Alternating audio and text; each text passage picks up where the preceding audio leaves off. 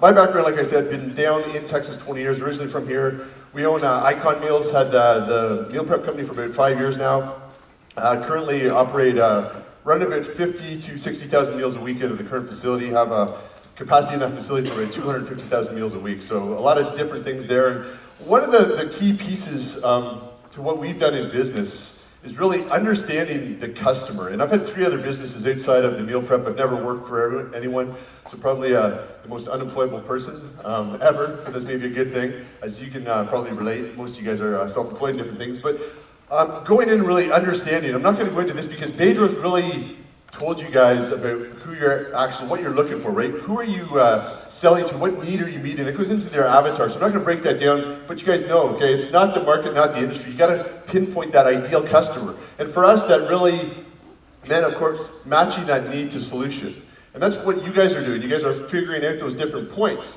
But what I wanted to talk about today, just briefly, is really going back, and my talk was called Learning a Language That Sells. And you guys probably all as kids, and even today, I have one small child still, but he loves stories, right? And you really need to understand, if you guys can understand and master what I call that language that sells, and that's storytelling, is really, it's nothing new. It's been around forever. People have built businesses, they built, it's content, it's about telling that story, about matching that need to it. But the hardest part is knowing exactly which story to tell. So when you're identifying that, your avatar, your key aspects of your client, and you can dial in the story, it's a lot easier to sell. It becomes not a sale, right? But understand as well, there's no benefit in a business getting out their story. And so many companies want to tell their story, right? They have all these salespeople. You're new, you're excited, you've started your business, or maybe you've just started your personal training, and you're going to get clients in. But again, as Bedros talked about this morning, they don't really care about that, right? They only care about their own story. And once you fully understand that, and you can talk to their story, okay, and you have to understand the story that they're like your customer, or potential customer is living on a daily basis. And once you understand that and understand your role, and what's that role? The greatest salespeople out there on earth understand that they're not going to tell the brand story or their own story. If you're going on a sales call, or even for us, like selling the solution, and people say, oh, you're selling meals, right? Well, no, I'm not selling meals. To me, I'm selling a solution which is convenience to a hectic lifestyle. But once you understand that you're not going out there, you're not selling the brand, and maybe it's a new sales call, maybe you're prospecting, well, you're not going out there to reinvent and create a new story.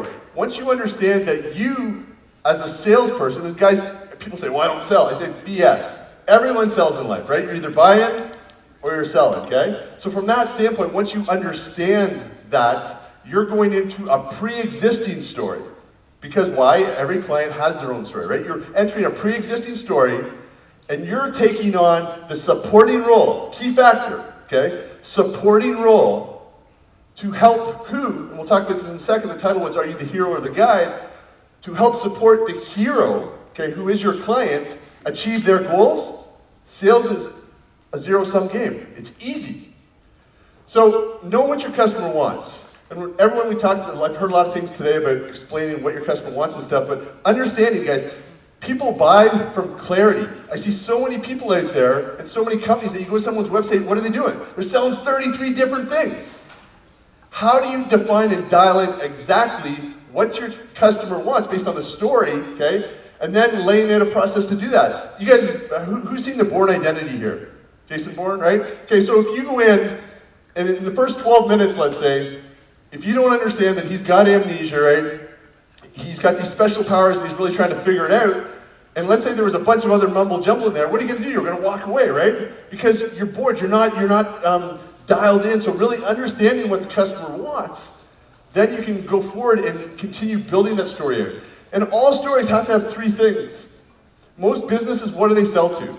We try to sell first to an external problem, right? And what's that external problem? That external problem maybe for some is, I don't know, you're a plumber guy, right? And you have broken pipes, okay? Or let's go back to, who works Star Wars? Like the Death Star, right? So from that's Luke's problem in Star Wars is the Death Star and the existence of that. Well, what's his internal problem? His internal problem is that he can't believe in himself or visualize himself becoming a Jedi. And what's the philosophical problem? It's the act of good versus evil. So if you understand and you can really define those three levels and play into it, and you define what they want and define how you can help their problem, going back to when a brand can position the purchase of their product, you guys all know is the buy now, so that it resolves those three things, external, internal, and philosophical, then you guys build raving fans, right? You build people that just are going to go and evangelize your product and stuff. And that's like even going back to Cam's speech, right? From Cam, I have much respect for him building Fit Plan. It's one of the most, it's awesome thing. What is it doing, right? He's using those faces of people to really solve that problem for so many other people. What's that problem? Well, he's getting into the home, right? He talked about not having the face. Well, he's got a face now because he's using all these influencers to solve that problem. So it's a great overall solution. But how do you position yourself to them? And so many people, okay, the title was, are you the hero or the guide? So many people in business want to be the hero, right? They want to have this big ego and they're going to pump their chest and they know everything. And they think that this is the best thing, like this is what my customer needs and this is how I should define it, this is how I should market to them. But it's not always that. Understand, guys, everyone wants to be a hero, but people want to buy from a guide, right? When you can position it, oops, we're back. So the hero, we got all these people. We got Batman, we got Superman, we got Spider-Man. Do you guys know the #1 grossing and best franchise ever? Right there of all Marvel comics? No? It goes back to Spider-Man. Why? Because he's the average dude that people can relate to, right?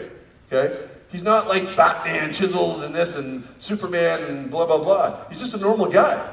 Lives with his aunt who can't pay the rent.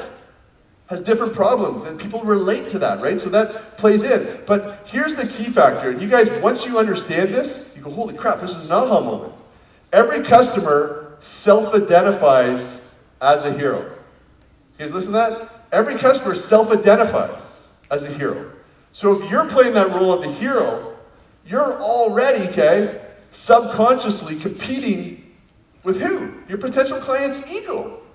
That's no good. You're going to be bashing, right? So that customer basically shuts it out.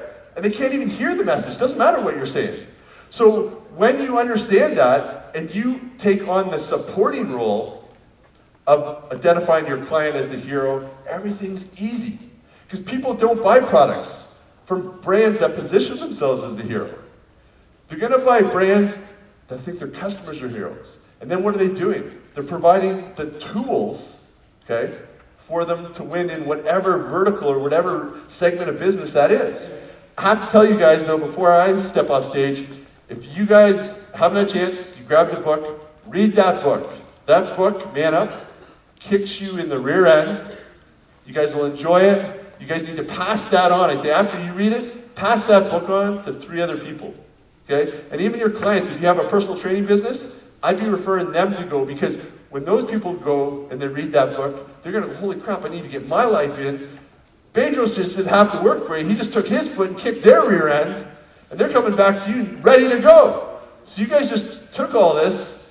He already knows that you need to be the guide, okay, supporting that hero's journey to the client, and he just took a piece for you guys. So with that, guys, hope you guys have a great rest of the week. And I guess I love this cold Canadian. Is this like, I don't know, I'm 20 years out of here and I feel like I'm coming back and I'm wearing a jacket and it's June 1st. That's something wrong, right? I don't know. I'll go back to 90 degrees in Texas. But so I appreciate it, guys. Thanks for everything and have a great rest of the day.